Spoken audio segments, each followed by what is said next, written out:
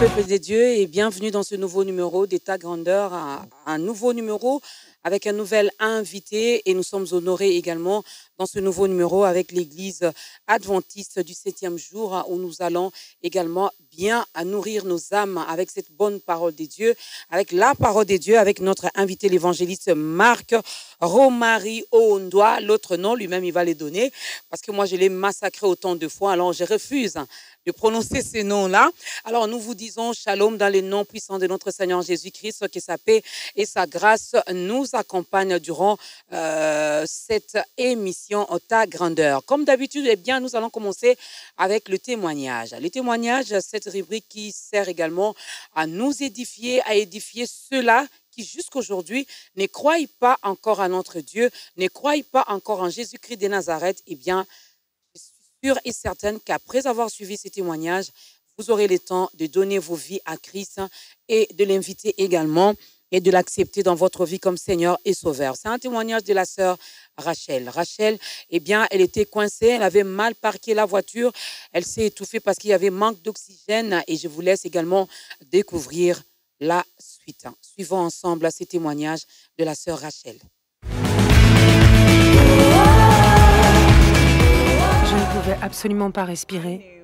Je me suis tout de suite dit que j'allais mourir dans l'allée à côté de notre maison, alors que ma famille était à l'intérieur. En mai 2009, Rachel Kelly préparait la fête des mères. 2 mois plus tôt, elle avait donné naissance à son second enfant. Un après-midi, elle s'était rendue en ville pour acheter un cadeau à sa mère. Quand elle arriva chez elle, sa vie défila devant ses yeux. Notre allée est sur le côté de la maison et remonte un peu. J'étais pressée, comme d'habitude, et je n'ai pas mis le levier en position de parking. Quand je suis sortie de ma voiture, elle s'est mise à rouler. En quelques secondes, le corps de Rachel fut pris entre sa voiture en mouvement et la voiture de son mari. Je ne pouvais plus respirer. C'était terrible. À chacune de mes inspirations, la voiture avançait d'autant sur moi, comprimant mes poumons. Et j'ai compris que j'allais étouffer. En fait, j'étais le seul obstacle empêchant les 2 voitures de se tamponner. Et même empêchant ma voiture de rouler jusqu'à la rue. De par sa position, Rachel pouvait atteindre le volant. J'ai entendu une voix dans mon esprit, et je sais que c'était le Seigneur. Il disait « Appuie sur le klaxon ». C'était très clair.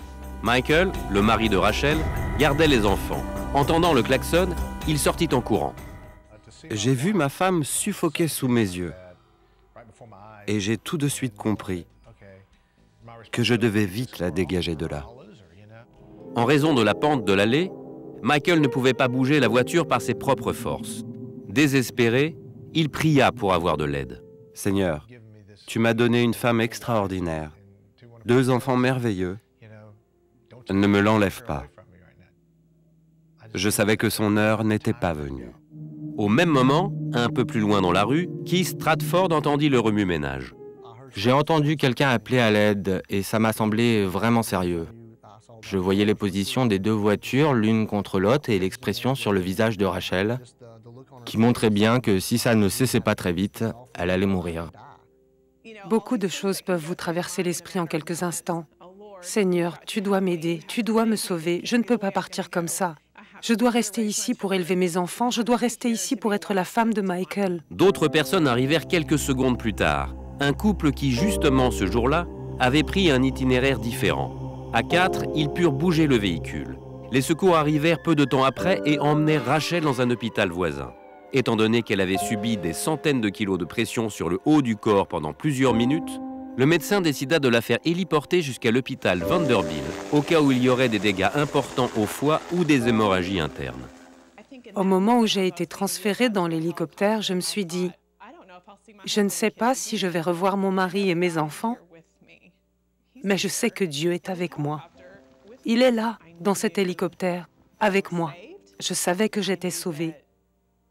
Je savais que le Saint-Esprit me guidait. Je savais que Jésus était avec moi. Et si je devais ne pas revenir, je savais où j'allais. La nouvelle de son accident se répandit et partout dans le pays, des gens se mirent à prier pour sa survie et son rétablissement. Ces gens assemblés dans le corps du Christ pour venir en aide à quelqu'un Ça nous a beaucoup encouragés. Rachel passa la nuit à l'unité de soins intensifs de l'hôpital Vanderbilt.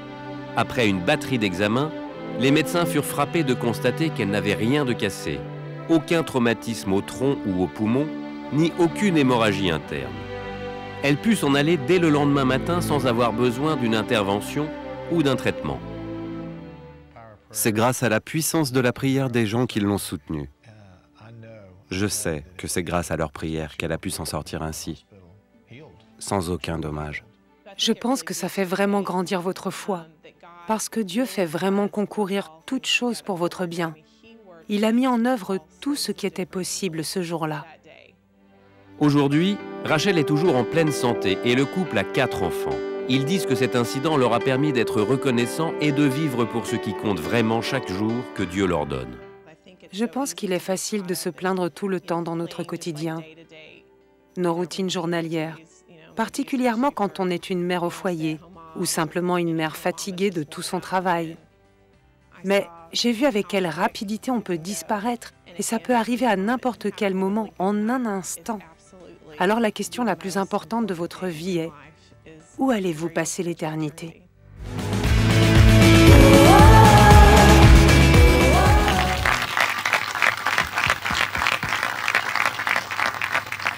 Voilà, c'était là le témoignage de la sœur Rachel. Je vous l'ai dit au début que nous sommes aujourd'hui avec l'église adventiste du 7e jour et c'est avec l'évangéliste Marc Romary Ondoa qui est donc notre invité et avec lui, il va vraiment nous nourrir. Donc moi, je vous dis déjà bon appétit.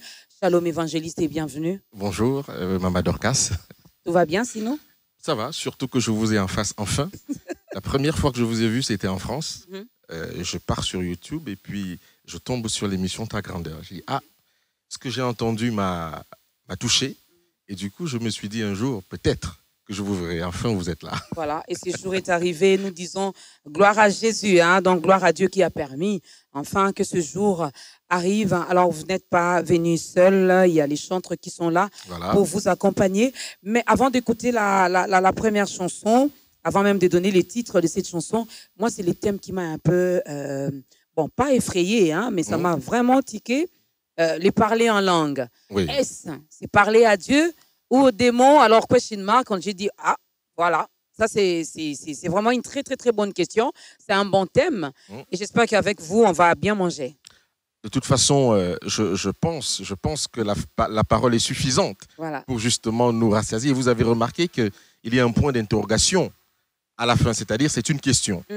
Quand on parle en langue, est-ce qu'on parle à Dieu ou on parle aux démons? Ou alors est-ce qu'on s'adresse à d'autres entités? Voilà. C'est une bonne question, mesdames et messieurs, c'est notre thème. Eh bien, moi, je vous souhaite bon appétit, mais avant de commencer avec les questions-réponses, on va d'abord demander au chantre de nous proposer les tout premiers cantiques. Les titres, c'est « Ô Dieu puissant ».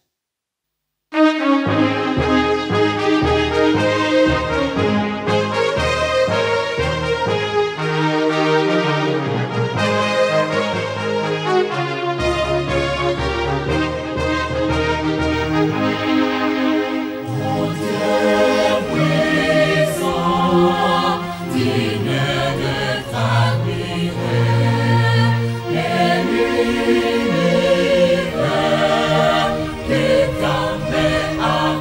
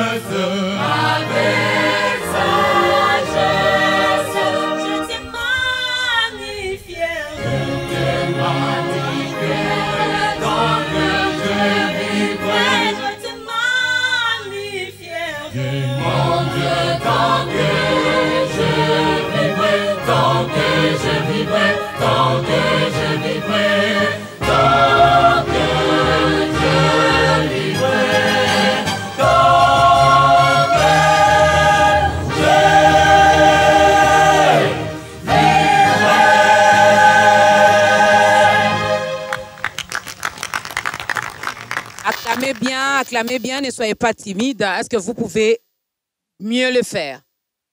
Acclamez très bien pour le Seigneur. Voilà. Amen. Vous êtes encore jeune, vous avez encore beaucoup d'énergie, donc ne vous fatiguez pas avant, dès le commencement comme ça. Alors, évangéliste Marc, je n'ai pas voulu citer l'autre nom. Hein. J'ai dit. Alors, c'est un nom pas très compliqué. On avale le P et on dit Pwanda. Pwanda. Voilà. Marc Romary Ondua Pwanda. Alors, c'est une première dans ta grandeur, comme vous venez de le dire également. Nous sommes curieux également aujourd'hui de connaître votre petite histoire d'amour avec Jésus-Christ. Comment avez-vous donné votre vie à Christ? C'était à quelle occasion? Dans quelles circonstances? Qu'est-ce qui s'est passé réellement? Alors, personnellement, à un moment donné, j'ai presque grandi à l'église. Et un pasteur est venu faire une campagne d'évangélisation. J'ai accepté de me baptiser, mais j'avais l'âge de 11 ans. Et donc, parce que je voyais d'autres personnes se faire baptiser autour de moi, donc j'y suis allé aussi, en fait. Et donc, à partir de ce moment-là, j'étais baptisé. Mais au fond de moi, au fur et à mesure que je grandissais, j'ai remarqué que quelque chose n'était pas correct dans ma vie et dans ma relation avec Dieu. Et donc, c'est à partir des années 2000-2001 que je pars en France. Et à partir de ce moment-là, je commence réellement à étudier la Bible.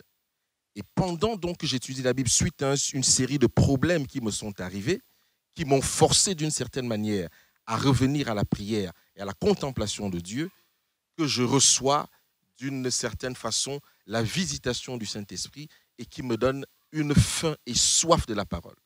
Et depuis ce jour-là, je pense que je peux dire que je suis chrétien, qui croit en Jésus-Christ et qui marche selon ses principes par la grâce de Dieu. Vous n'êtes pas passé par les femmes, par l'alcool, les chanvres, la cocaïne. Alors, je ne suis pas passé par l'alcool, je ne suis pas passé par le chanvre, mais je suis passé par tout ce qui est fornication, puisque lorsqu'on est un chrétien charnel, ce ne sont pas des choses qui manquent. Mais heureusement pour moi, je n'ai pas bu de l'alcool ni fumé, mais j'ai quand même vécu une vie assez dépravée. C'est d'ailleurs sortant de cette vie que je rencontre le Seigneur d'une manière réelle. Et depuis, vous êtes resté fidèle. Depuis, je suis resté fidèle et je me bats pour être fidèle tout le temps. Ah, ça, c'est bien. On peut acclamer pour ces témoignages? Ça, c'est très bien. J'espère que d'ici la fin de ce programme, vous aurez également le temps de donner votre vie à Christ. C'est une bonne décision, c'est un bon choix qu'il faut faire. Et laissez-moi vous rassurer que la vie dans les Seigneurs, elle est meilleure. C'est la vie la plus douce, la plus meilleure, la plus tendre, la plus complétée. La plus sécurisée. Voilà, la plus sécurisée. Alors, les parler en langue, est-ce parler à Dieu ou autrement? Moi, je me dis, il y en a même qui ont parlé déjà de la fin du temps. Alors, ici au Congo, il y a dans nos différentes églises, les gens préfèrent qu'on leur parle de la bénédiction, les enfants, les voyages, les mariages. Vous venez avec un thème un tout petit peu compliqué. Pourquoi ce choix? Ce n'est pas un thème compliqué, c'est parce que, en fait, je pense que le peuple de Dieu dans le monde entier, au travers d'ailleurs de votre émission, doit revenir dans l'amour de la parole. 1 Corinthiens 4, verset 6 dit « Je vous ai dit ces choses à propos d'Apollos et de moi-même, c'est-à-dire c'est Paul qui dit, afin que vous n'alliez jamais au-delà de ce qui est écrit. » Le parler en langue cause beaucoup de problèmes, beaucoup de divisions, beaucoup d'incompréhension. Et on finit par se demander, est-ce que c'est réellement un instrument de Dieu ou pas? Y a-t-il un vrai parler en langue? Y a-t-il un faux parler en langue? Et je pense que comme c'est quelque chose qui est directement en rapport avec le Saint-Esprit, et nous savons que la nouvelle vie commence à partir du moment où nous sommes baptisés du Saint-Esprit, alors il faut éclaircir ce point pour que les gens ne se trompent pas. Parce qu'on vit presque à côté du spiritisme lorsqu'on ne va pas dans le sens que les Écritures ont prévu par rapport au parler en langue. Alors, cette grande question, on va la poser au cours de cette émission et nous aurons vraiment des éclaircissements par rapport à ça. Mais expliquez-nous un peu, qu'est-ce que le parler en langue? Voilà. Le parler en langue, il faut d'abord revenir à la Genèse. Le problème du parler en langue. La Bible nous dit dans le livre de la Genèse que tous les hommes avaient une même langue et les mêmes mots. Qu'est-ce qui se passe en réalité? Les hommes, la Genèse nous dit que leur pensée allait vers le péché uniquement. Vous savez que ce sont des hommes qui faisaient 600 ans, 900 ans d'existence. Voilà. Et pendant 900 ans d'existence, toute leur pensée n'allait que vers le mal. Alors ils se prennent une idée en disant, nous allons construire une tour de telle façon que Dieu ne pourra plus nous détruire par les eaux. Et pendant ce temps, ils ne forment qu'une seule langue. Donc, la construction de cette tour, Dieu voit que ces hommes que j'ai créés sont en train de réaliser leur projet. Alors Dieu dit, descendons et confondons leur langage. C'est là le début du parler en langue. Tout le problème se trouve là. C'est Dieu qui décide de scinder le langage des hommes pour qu'ils n'arrivent pas à construire cette fameuse tour de Babel qu'on peut assimiler à plusieurs organisations aujourd'hui dans le monde entier qui veulent contredire la loi de Dieu. Et c'est ainsi que le parler en langue fait son apparition dans la race humaine. Mais les parler en langue après la destruction même de cette tour de Babel, les hommes ont commencé à parler dans des différentes langues. Oui. Mais c'était quand même, ils arrivaient quand même à se regrouper. C'est-à-dire, moi, je parle une langue, il y a le frère qui est à ma droite qui comprend peut-être ce que je dis. Celui qui est à ma gauche ne comprend pas, mais l'autre comprend ce que celui qui est à ma gauche dit. Mais les parler en langue dont nous parlons ici, ce n'est pas ce que nous vivons dans nos différentes églises, les blablabla, les chikakaka, les je ne sais pas comment démontrer cela. Et c'est là que c'est très subtil. Et c'est là où j'invite le peuple de Dieu à revenir dans la parole de Dieu. Si nous prenons directement les versets de Paul qui parlent du parler en langue, d'abord, nous allons dire que on reçoit le parler en langue par la volonté du Saint-Esprit. C'est la Pentecôte qui amène le parler en langue. C'est un don de Dieu, le parler en langue? C'est un don de Dieu. 1 Corinthiens 12 le dit. L'Esprit donne à qui il veut des dons, et parmi ces dons, il y a le don du parler en langue. Mais il donne aussi le don de l'interprétation de langue. Donc, si nous disons que c'est la Pentecôte qui ramène le parler en langue, alors il faut revenir d'abord à la première Pentecôte, qui est la Pentecôte de Jésus-Christ lui-même, puisqu'il a reçu pleinement le Saint-Esprit sans mesure. Qu'est-ce que nous remarquons? Quand Jésus-Christ reçoit le Saint-Esprit sans mesure, il ne parle aucune langue étrangère. Il ne parle pas une langue bizarre. En plus, il ne tombe pas lorsqu'il reçoit le Saint-Esprit sans mesure. Il ne prophétise même pas. Ça, c'est quelqu'un, Jésus-Christ, homme, Dieu, qui reçoit le Saint-Esprit sans mesure. Et le Père donne un témoignage du ciel en disant « Celui-ci est mon Fils bien-aimé en qui j'ai mis toute ma confiance. » Voilà, depuis la nuit des temps, depuis le péché, un être humain qui est le Fils de Dieu et que Dieu rend un témoignage vivant. Mais vous voyez, toutes ces choses n'arrivent pas. Maintenant, si nous allons examiner la Pentecôte dans Acte 2, je pense, comme la Bible est devant moi, voilà, je peux peut-être la prendre et lire de telle façon que le peuple de Dieu soit totalement éclairé sur la question du parler en langue. Alors, qu'est-ce qui nous est dit dans Acte 2? Acte 2, il est écrit, le jour de la Pentecôte, ils étaient tous ensemble dans le même lieu. Tout à coup, il vint du ciel un bruit comme celui d'un vent impétueux, et il remplit toute la maison où ils étaient assis. Des langues semblables à des langues de feu leur apparurent séparées les uns des autres et se posèrent sur chacun d'eux, et ils furent tous remplis du Saint-Esprit et se mirent à parler en d'autres langues selon que l'Esprit leur donnait de s'exprimer. On remarque plusieurs choses ici. Ce n'est pas quelque chose qui est forcé. D'abord, ils reçoivent aussi le Saint-Esprit. Voilà des gens qui n'ont pas appris la langue de ces gens, mais qui arrivent à parler et les gens entendent dans leur propre langue maternelle. Donc la première fonction du parler en langue, c'est de pouvoir parler une langue non apprise, d'accord, et que celui qui est natif de cette langue puisse témoigner, sachant que vous ne parlez pas sa langue, que oui, cette personne n'a pas étudié ma langue. Comment se fait-il qu'il parle en ma langue maternelle et je le comprends et je l'entends?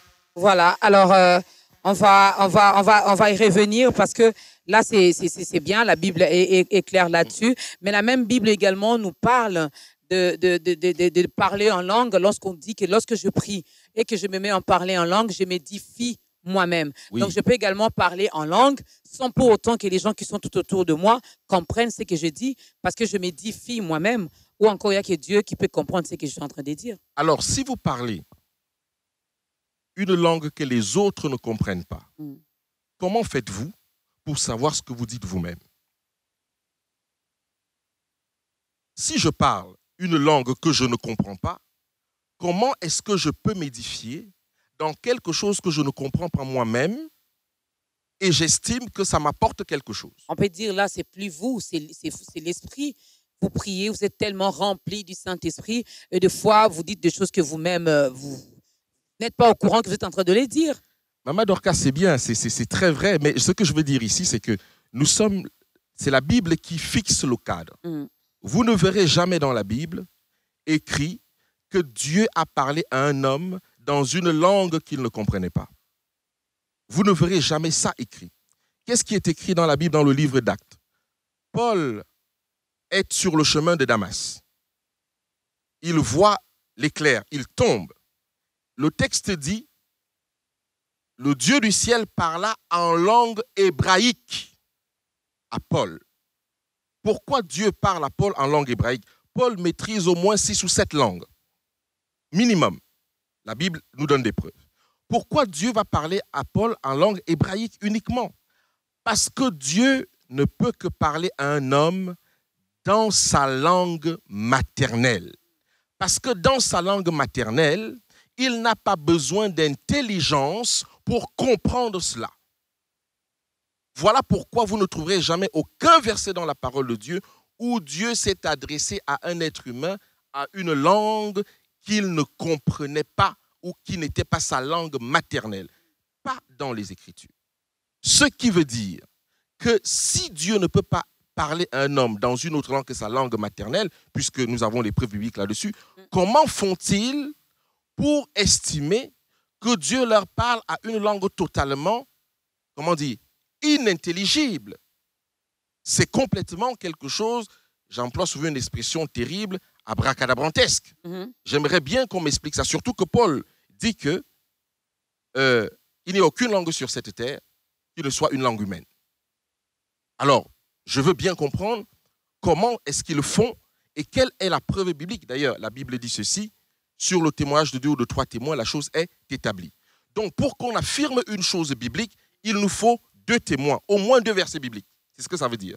Donc, si on me montre dans la Bible où Dieu a parlé à un homme dans une langue qu'il ne comprenait pas, où Dieu a poussé un homme à parler une langue qu'il ne comprenait pas, en dehors du cas du parler en langue, alors je suis preneur. Notre invité sera preneur. On va écouter le 2e cantique, Mawanaye, tiré. Nous sommes dans Jean 3,16. Voilà, et nous connaissons tous ce passage. Dieu a tant aimé le monde qu'il a donné son Fils unique Jésus-Christ, afin que quiconque croit en lui ne périsse point, mais qu'il ait la vie éternelle. Et ici, on nous chante l'œuvre de la croix. Allons-y.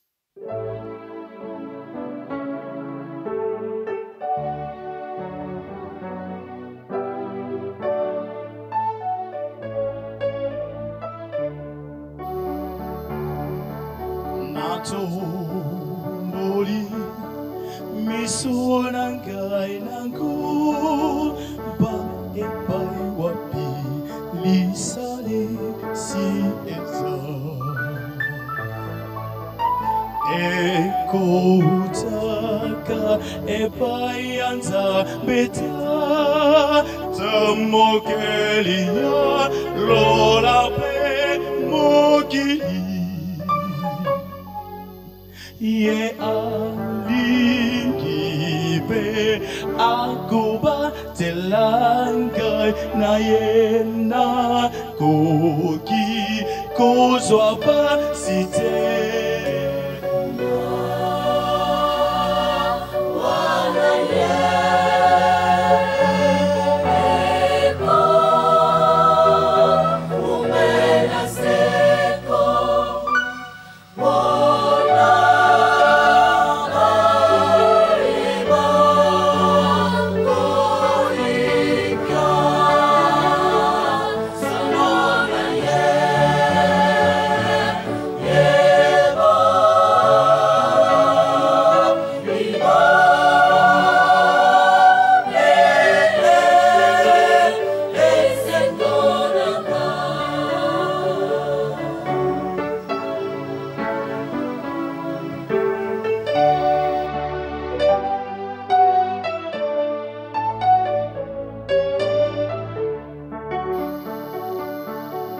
Natsomoli miso na ngai na lo lakuna mogi mikoya na Yesu na yebita gotera yebi moke te kasibile mweza korana awa Osewa sunu eligiko zifa misopo na bunganzela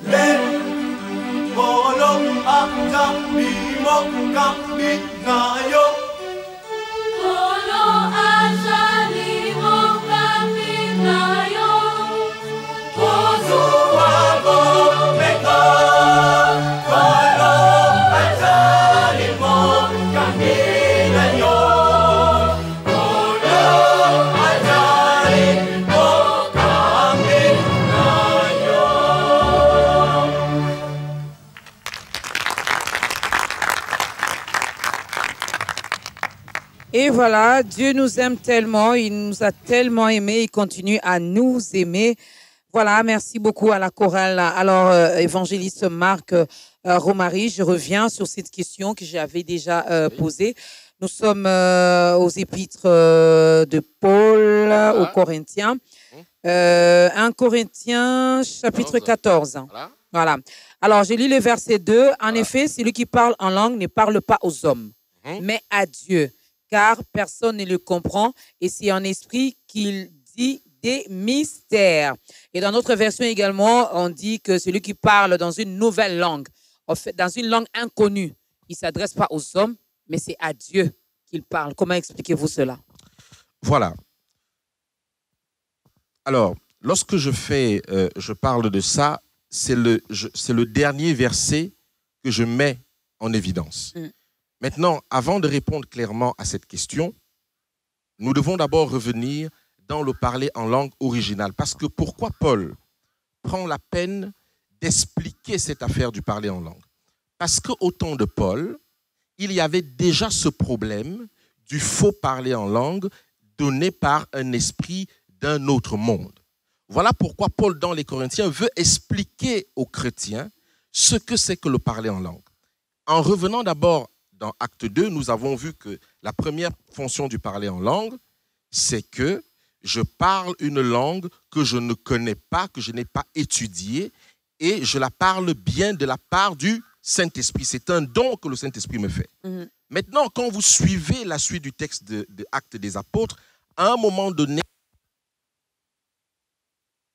les disciples vont se taire et Pierre va prendre la parole. Or, il y avait les Juifs de toute la terre qui étaient partis en captivité, qu'ils ne comprenaient pas la langue hébreu. Ils comprenaient maintenant leur langue maternelle parce que leurs générations sont nées dans ce pays de captivité. Ils étaient tous représentés. Même les Arabes dans Acte 2 étaient représentés. Les disciples en ont parlé en langue. Les autres ont jugé qu'ils étaient pleins de vin doux, n'est-ce pas? Oui. Après, Pierre va se lever, seul. Puisque les mêmes personnes qui ont entendu les disciples parler dans leur langue, ce sont les mêmes personnes qui vont entendre Pierre seul parler.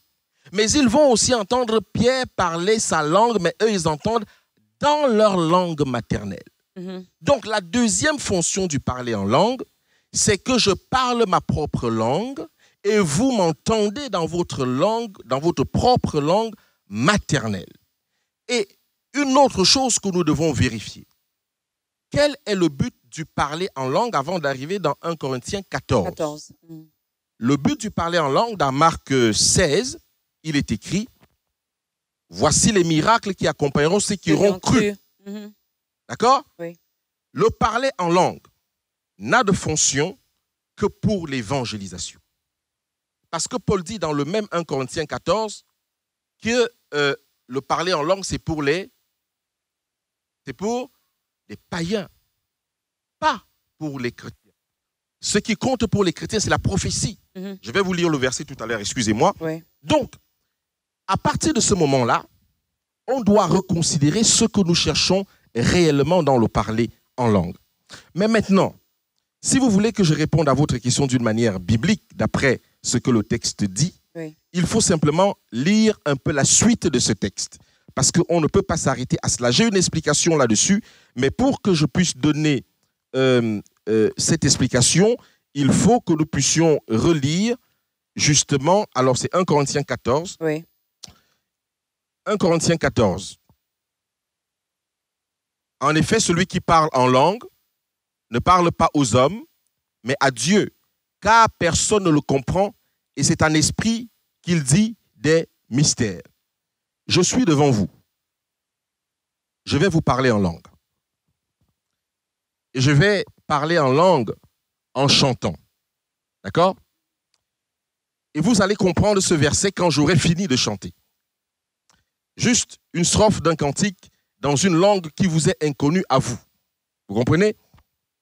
Alors, je n'ai pas forcément une belle voix. Non, non, allez-y.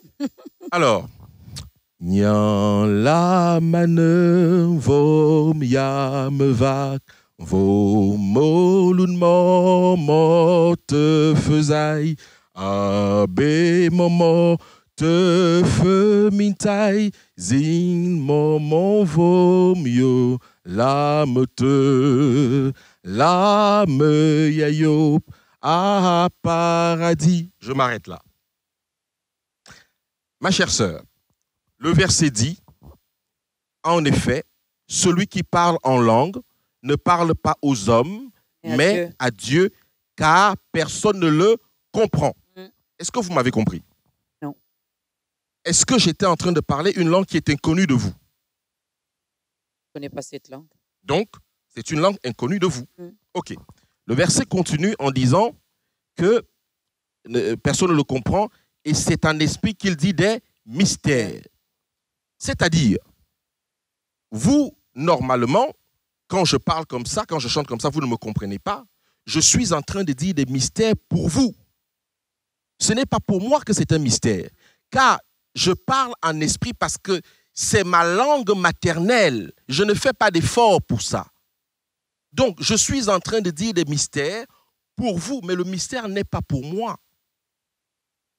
Avec cet exemple, évangéliste, excusez-moi, évangéliste Marc, avec cet exemple, on a dit ici que le parler en langue, c'était un don. Oui.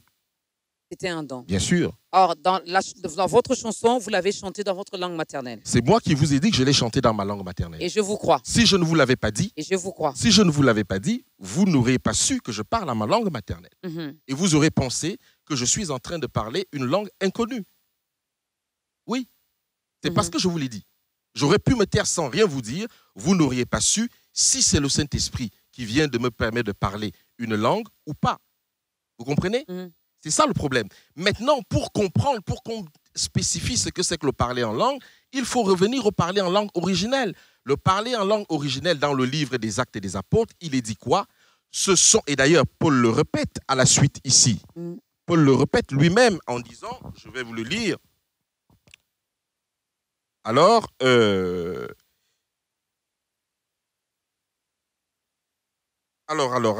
vais peut-être prendre le verset à partir du verset 3. Du verset 5, je désire que vous parliez tous en langue. On va revenir dessus. Mais encore plus que vous prophétisez. Celui qui prophétise est plus grand que celui qui parle en langue. À moins que ce dernier n'interprète pour que l'Église reçoive de l'édification. Et maintenant, frères, quelle utilité vous serais-je si je venais à vous parler en langue et si je ne vous parlais pas par révélation ou par connaissance ou par prophétie ou par doctrine? Si les objets inanimés qui rendent un son comme une flûte ou une harpe ne rendent pas de son distinct, comment reconnaîtra-t-on ce qui est joué sur la flûte ou sur la harpe? Et si la trompette ne rend pas rend un son confus, qui se préparera au combat? De même, si par la langue, vous ne donnez pas une parole distincte, comment saura-t-on ce que vous dites? Car vous parlez en l'air. Le verset que je voulais vous lire, le verset 10, quelque nombreuses que puissent être dans le monde les diverses langues, il n'en est aucune qui ne soit une langue intelligible, c'est-à-dire une langue des hommes. Quel que soit le nombre de langues qu'il existe, il n'y en a une qui ne soit intelligible. Ça veut dire sur cette terre, il y a au moins un homme quelque part qui doit comprendre cette langue-là. C'est ce que Paul dit. Donc, d'après la Bible, le parler en langue se réfère aux langues humaines parlées sur la surface de la terre, puisque toute la terre était représentée à Jérusalem à la Pentecôte. Et il fallait que le message de l'Évangile aille le plus loin possible. Mais comment le Saint-Esprit allait faire? Il a enlevé la barrière pour les 120 disciples qu'il a placé dans le livre de la Genèse en dispatchant les langues. Temporairement pour les disciples, il a enlevé cette barrière, ce qui permettait aux disciples de pouvoir évangéliser. Et le texte nous dit que la prédication de Pierre a produit 3000 conversions. Est-ce vrai, évangéliste Marc, que le parler en langue est le signe initial du baptême dans le Saint-Esprit? Est-ce vrai? Alors, pour répondre à cette question, vous avez soulevé tout à l'heure 1 Corinthiens 12, qui dit qu'il y a divers dons et que le Saint-Esprit donne les dons à qui il veut. Et parmi les dons qu'il donne, il y a le don du parler en langue. Mais dans la suite de 1 Corinthiens 12, vous allez lire que est-ce que tous parlent en langue? Est-ce que tous sont prophètes? Vous voulez peut-être que je lise avec vous ou pas? Non? Non, c'est bon. Voilà. J'ai posé cette question parce qu'il y a une sous-question. Oui. Donc, ce que je voulais dire par là, c'est que c'est un don du Saint-Esprit pour les besoins de l'édification du peuple de Dieu. Mais tout le monde ne peut pas parler en langue. Tout le monde n'a pas la capacité de parler en langue. Ce n'est pas une capacité que le Saint-Esprit donne à tout le monde. Par exemple, tout le monde n'est pas prophète. Tout le monde n'est pas prophète. Donc, si vous me dites que c'est un signe initial de la réception du Saint-Esprit, je dirais, même s'il y a des versets qui sont concordants, mais ce n'est pas là où la Bible veut nous amener, parce que celui qui a eu l'Esprit sans mesure n'a pas parlé en langue. Je vais poser cette question pour arriver à cette sous-question. Oui. Comment expliquez-vous donc, si c'est vrai que le parler en langue est un don du Saint-Esprit, oui. Alors comment expliquez-vous que ni Jean-Baptiste, qui était rempli du Saint-Esprit de l'essence de sa mère, ni Jésus, qui était 100% homme également, oui. était 100% Dieu et 100% homme, lui aussi, le Saint-Esprit s'est manifesté, il est descendu lors de son baptême, mais comment ces deux personnes n'ont pas parlé en langue? Alors, ces personnes ont prêché où exactement? C'est ça la question. C'est lié à l'évangélisation. Jean a préparé le chemin du Seigneur pour le peuple d'Israël. Jésus n'est pas sorti d'Israël pour prêcher. Voilà pourquoi le parler en langue n'était pas nécessaire pour Jésus-Christ ni pour Jean-Baptiste. Parce que à l'endroit où ils étaient placés, ils n'avaient pas besoin de parler une autre langue que la langue maternelle. D'ailleurs, ils sont nés là. Voilà pourquoi ces deux personnes ne parlent pas en langue. Une autre question. Je suis Maman Dorcas, je suis congolaise d'origine. Voilà. Je n'ai jamais appris l'anglais. Voilà que je me retrouve aux États-Unis. Pour vous, les parler en langue, c'est lorsque je me mets à évangéliser en anglais, dans une langue que eux, les Américains, comprennent. Ce n'est pas pour moi, Maman Dorcas. C'est ce que la Bible dit. C'est pour aider les téléspectateurs à comprendre. Voilà, c'est ce que la Bible dit, parce que je ne donne pas ce que je pense. La Bible dit que le parler en langue, c'est de parler des langues de cette terre. Effectivement, alors, aux États-Unis, vous allez parler en français, quelqu'un va vous interpréter. Donc, le Saint-Esprit ne va pas forcément vous donner ce langage-là, parce que là où vous allez partir, il y a peut-être quelqu'un qui va vous interpréter. Mais supposez que vous allez chez les Pygmées. Le Saint-Esprit vous dit, comme il dit à Philippe, allez, va chez les Pygmées. Maman Dorcas ne sait pas parler leur langue, mais Dieu lui a donné une mission. D'accord? Et d'ailleurs, prenons cet exemple de Philippe. Voilà quelqu'un qui parle en langue, mais ce n'est pas mentionné dans la parole de Dieu. Philippe est un juif. L'eunuque éthiopien, c'est qui? L'intendant de la reine d'Éthiopie, n'est-ce pas? Il parle quelle langue lorsqu'il vient à Jérusalem? Mais lorsque le Saint-Esprit envoie Philippe, il communique. Dans une assemblée, on prie et puis je me mets à parler en langue. Normalement, il doit y avoir quelqu'un qui doit comprendre le message. Il doit comprendre pour interpréter ce que vous êtes en train de dire. Troisième cantique, je vais donner le titre et puis on va continuer avec les questions. Glory to God. Nous rendons gloire à notre Dieu. Glory to God.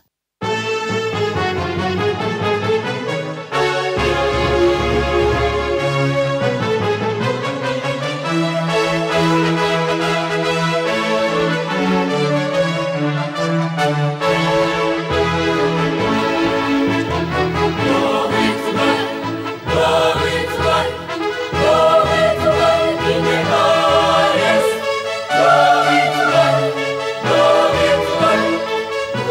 to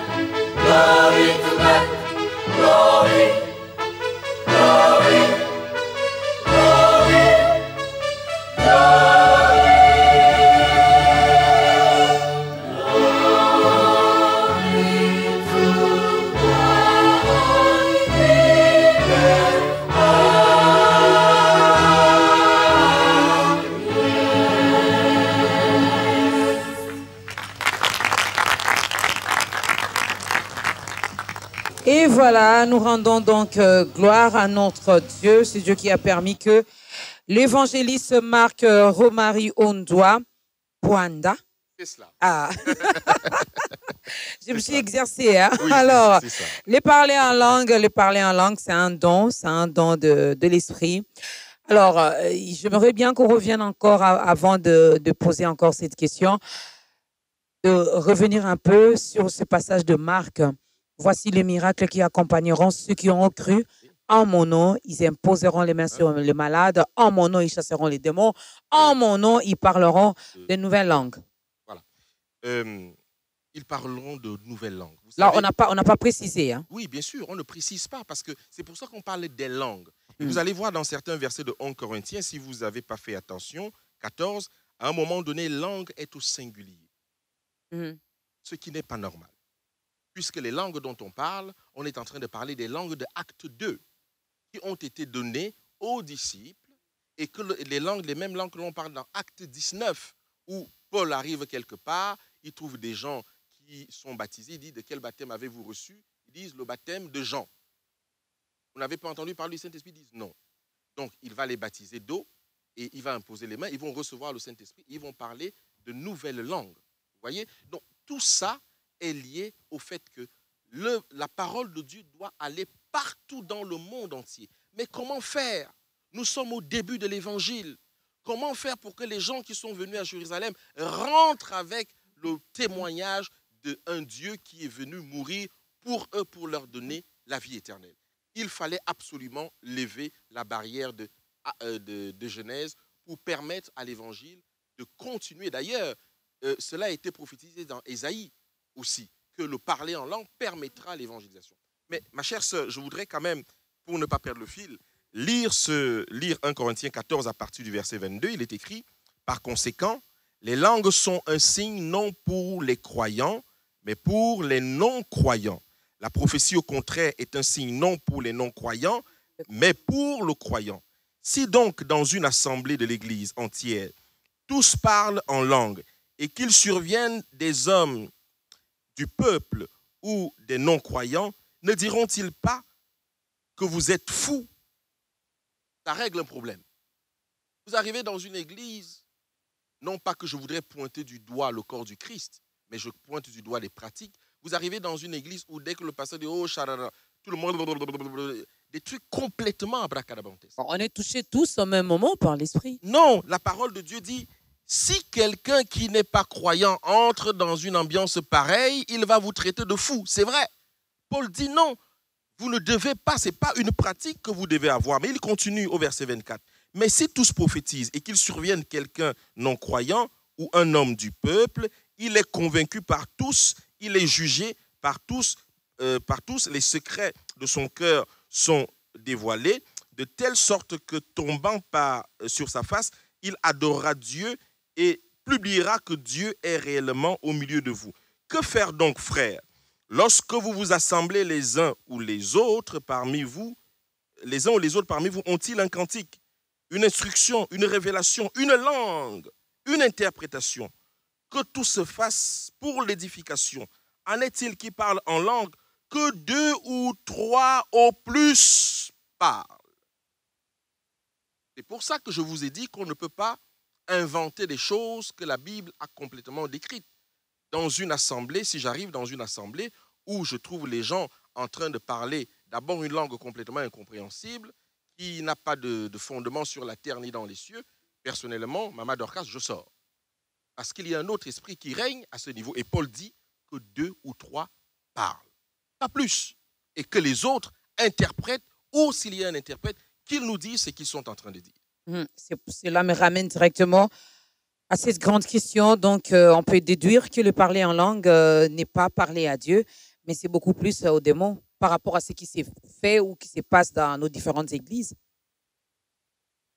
Paul écrit à Timothée en disant qu'à la fin des temps, il y aura des doctrines pernicieuses, des pratiques qui ne sont pas, qui sont d'un autre monde et qui sont en train de déshonorer le corps du Christ. La preuve de cela, c'est que, je vous l'ai dit tout à l'heure, vous voyez, je suis un homme tranquille là. Je vous parle. Mais si jamais un autre esprit me remplissait et que je devais parler en langue, je vais commencer à être autre chose devant vous, alors qu'en temps normal, je suis calme.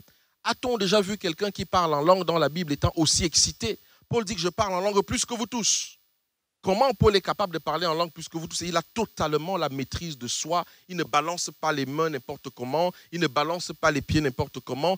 Pourquoi? Mais lui, c'est Paul. Moi, c'est Maman Dorcas. Elle, c'est la sœur Gloria. Oui. Vous, c'est l'évangéliste Marc.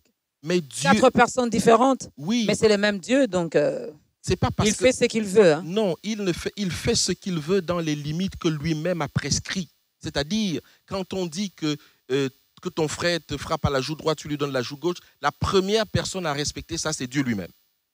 Dieu ne va pas nous dire de faire ce qu'il ne fait pas lui-même. Et nous n'avons pas de preuve dans la Bible que parce que tu es la sœur Gloria, alors Dieu est venu te visiter d'une manière non écrite dans la Bible, il va visiter quelqu'un d'une manière non écrite. C'est à ça que sert la Bible, pour mettre des garde-fous et ne pas aller au-delà de ce qui est écrit. C'est ça la grande question. Comment les anges sont venus visiter Daniel? Comment les anges sont venus visiter Jean dans l'île de Patmos? Comment les gens sont venus, Dieu a parlé à Paul?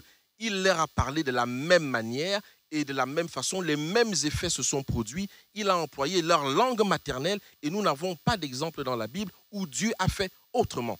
À moins que ce soit un nouvel évangile, que Dieu vient vous parler d'une autre façon, et moi, il me parle d'une autre façon. D'ailleurs, qu'est-ce qu'il dit? Vous savez que la prophétie crée beaucoup de problèmes. Dans 1 Corinthiens 14, verset 29, il dit « Lorsque quelqu'un a une prophétie, qu'il dise et que les autres jugent. » Combien de personnes disent que Dieu leur a parlé?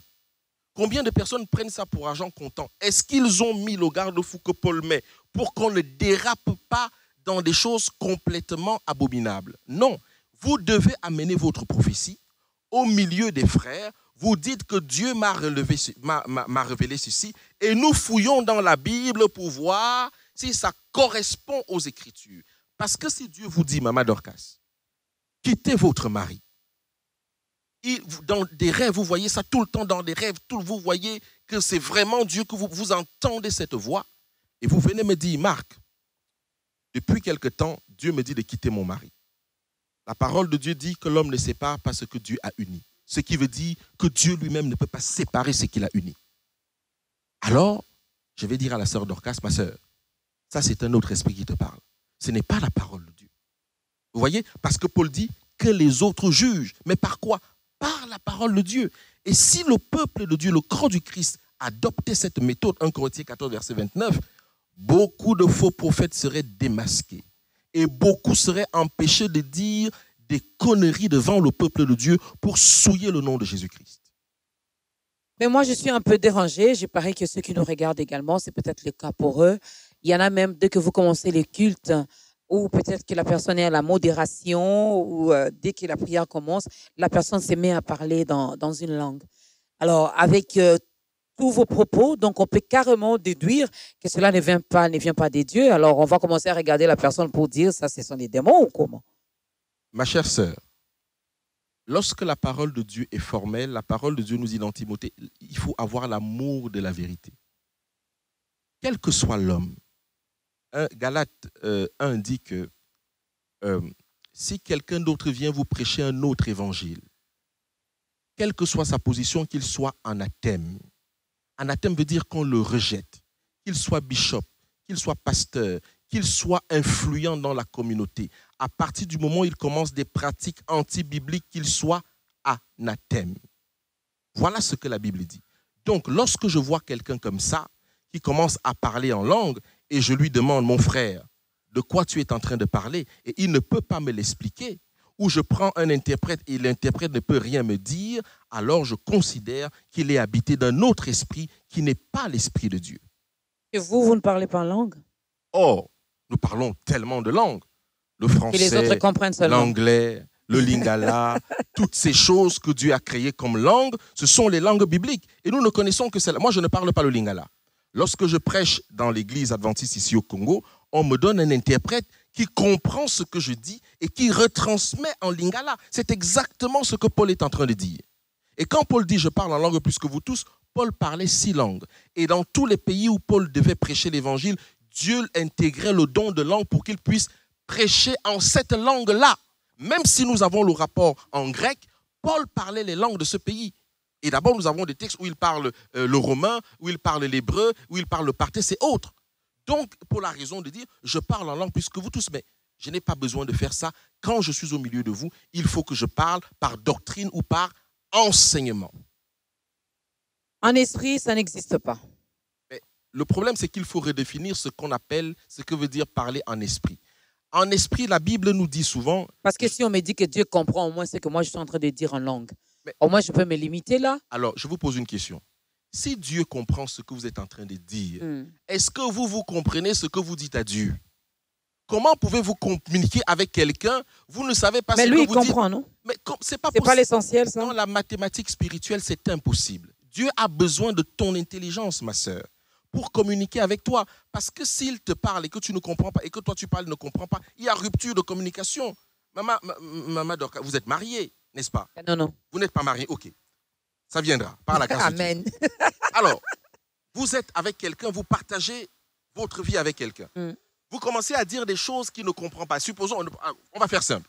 C'est un Anglais, un Américain, n'est-ce pas? Vous parlez en lingala. Vous commencez à parler en lingala. Il ne comprend rien de ce que vous dites. À un moment donné, qu'est-ce qui va se passer? Il y a rupture de communication. C'est la même chose. Dieu ne nous a pas créés. Vous savez, nous ne sommes pas dans un domaine où, lorsque vous entrez à l'église, on arrache votre cerveau, on laisse à la porte. Dieu a besoin de votre intelligence, de mon intelligence, pour qu'il puisse m'enseigner des choses. C'est d'ailleurs pour ça qu'il nous a laissé la parole de Dieu. Donc, en esprit, ça veut dire quoi?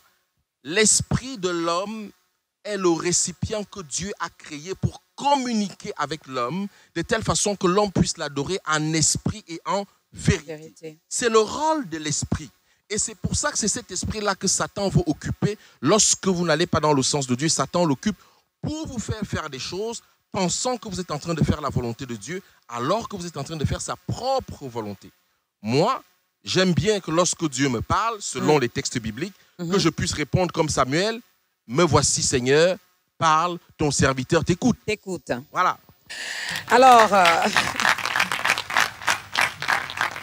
ils sont là, ils nous ont suivis depuis le début de cette émission, de ce nouveau numéro. Et là, ils veulent également donner leur vie à Christ. Évangéliste Marc, je vais vous demander de regarder votre caméra, d'aider ce papa, cette maman, ce frère, cette sœur qui, après avoir regardé ce programme, veut également donner sa vie à Jésus-Christ. Mon frère, ma sœur qui nous regarde en ce moment, que le Seigneur te bénisse. Je voudrais te dire que nous sommes à la fin des temps. Les événements prophétiques sont en train de nous montrer que le Seigneur revient bientôt. Il est en train de donner un dernier message à tous les hommes. De quelque langue que tu es, de quelque difficulté que tu es entouré, Dieu est en train de te dire maintenant, je voudrais mettre fin à la racine du péché. Je viens te chercher. Et tu n'as pas d'autre choix que d'être englouti dans la grâce de Dieu. Sinon, lorsqu'il viendra détruire le péché, non le pécheur, ceux qui auront refusé cette grâce seront en difficulté. Je voudrais te prier de revenir à la racine, aux Écritures, de faire confiance à Dieu pour qu'il puisse te porter, t'amener au-delà de ce que tu espères, te donner la force de marcher avec lui dans ce chemin étroit que très peu prennent. Dieu veut que tu vives avec lui. Il sera difficile pour Dieu, mon cher frère, ma chère sœur, de vivre l'éternité sans toi. Donne ton cœur à Jésus-Christ et tu verras, ce sera peut-être difficile. Il va pleurer avec toi, il souffrira avec toi, il dormira avec toi, il te protégera, il bataillera avec toi jusqu'au moment où il viendra te chercher. Sois béni.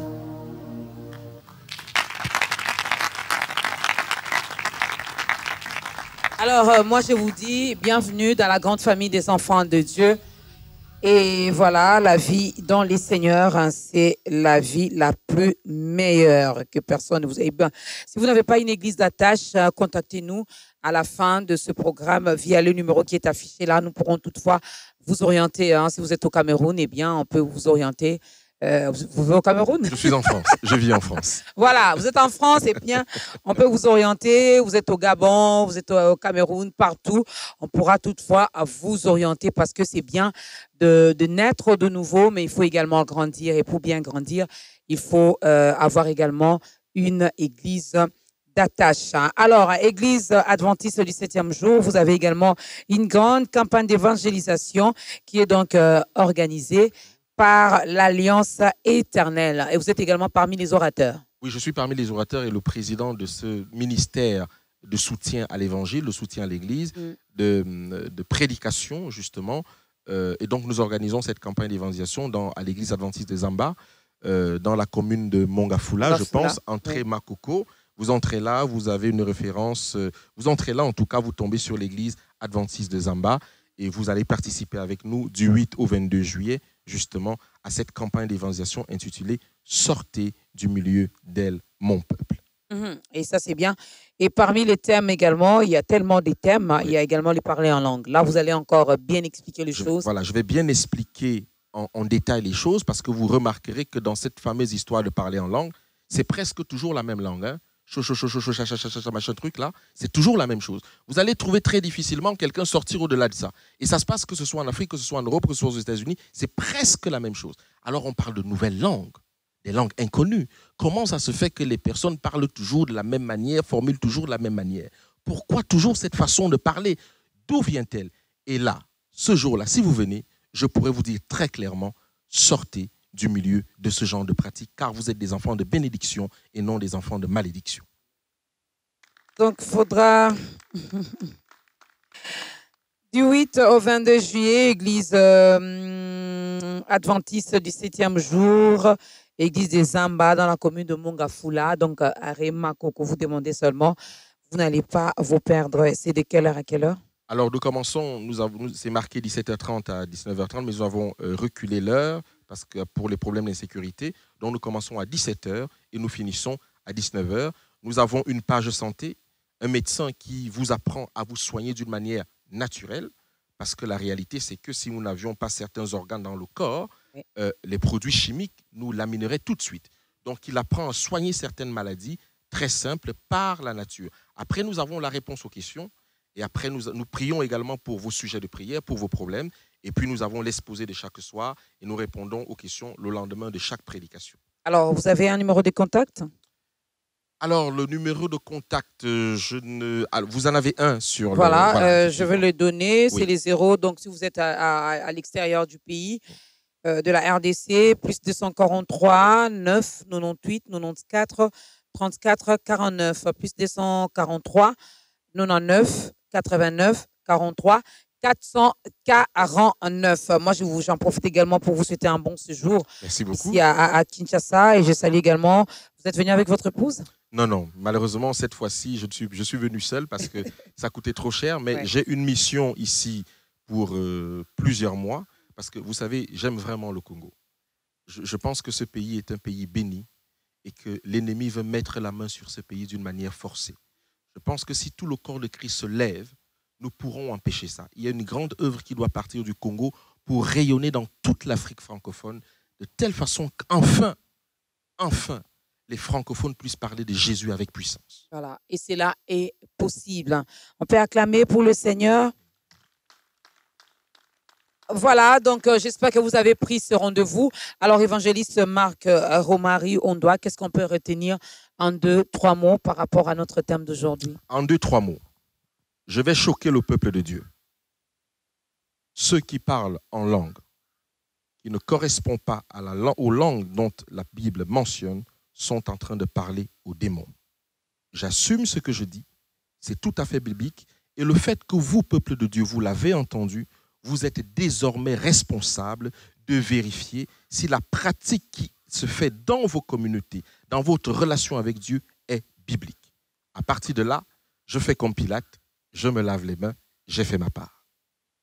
L'évangéliste Marc Romary Ondoa de l'église adventiste du 7e jour a fait sa part et il a dit, comme il fait comme Pilate, voilà, il lave ses mains.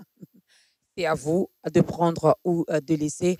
Mesdames et messieurs, nous sommes arrivés à la fin pendant que la chorale nous prépare Songambele. Songambele.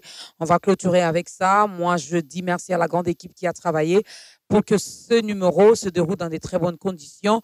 Merci à mon réalisateur John Bouy. Merci à la grande équipe.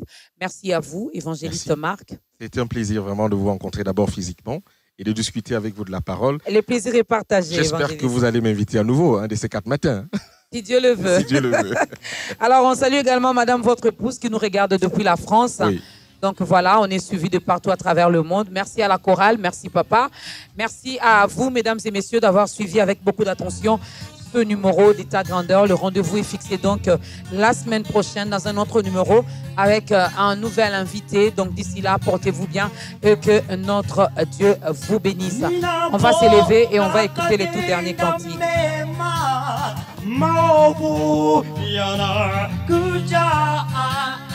Ninapoifanya kazi kwa moyo, watu waona vibaya. Ninapotenda mema, maovu yanakuja. Ninapoifanya kazi kwa moyo, watu waona vibaya. Ninapotaka tena mema, maovu yanakuja. Ninapoifanya kazi kwa moyo, watu waona vibaya. Ninapotaka tena mema, maovu yanakuja. Ninapoifanya kazi kwa moyo, watu waona vibaya. Ninapomtumikia Bwana wangu, ninapomsifu Mungu wangu kwa moyo, watu waona vibaya. Ninapomwimbia Mungu wangu kwa nguvu,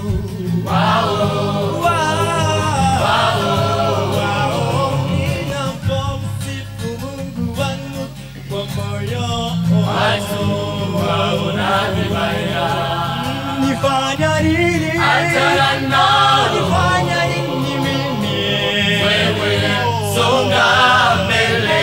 Nimeshinda mambo zao, usichoke. Zawadi iko pale. Nifanya nini? Achana nao. Nifanya nini mimi? Wewe songa mbele. Nimeshinda mambo zao, usichoke. Zawadi iko pale. Hata milima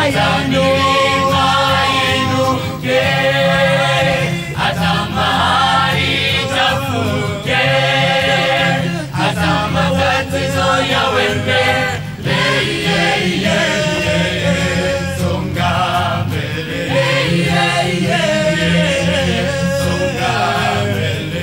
Hata milima inuke, hata mahali chafuke, hata matatizo yawe mbele, songa mbele,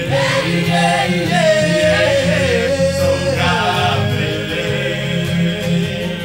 Safari yetu ni ya washujaa, kwa mbele tashinda. Mwokozi wetu shujaa mkuu alishinda majaribu yote. Hata milima inuke, hata mahali chafuke, hata matatizo